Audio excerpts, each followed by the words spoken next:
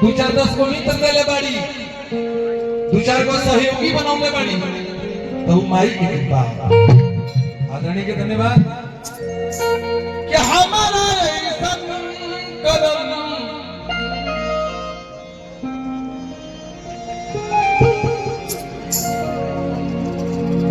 धन्यवाद।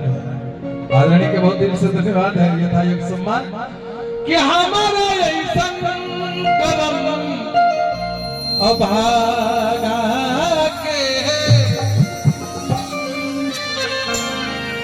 काम आसान कैली आगा के दाया काया काया पबा दयानी के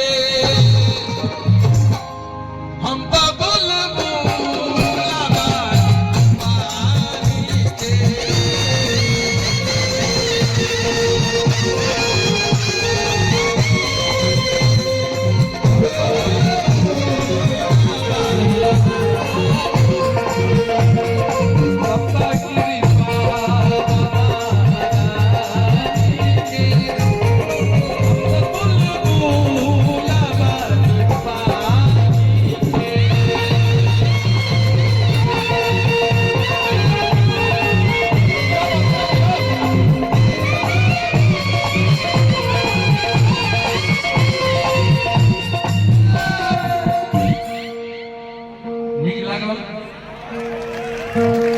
यूट्यूब से सुन के गाना ना गाइला।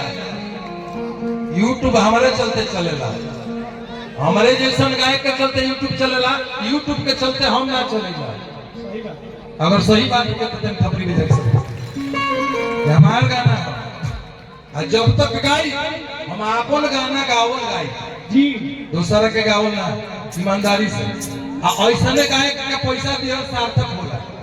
दूसरा के गावल गावल को दिन करिबो, दूसरा के लड़का को दिन खलाइबो दिल से भाई।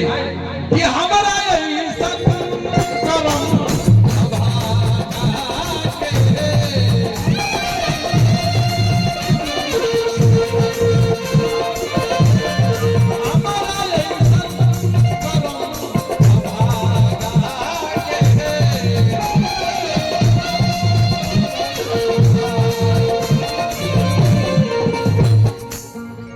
हमारा ऐसा करम अभागा के की राह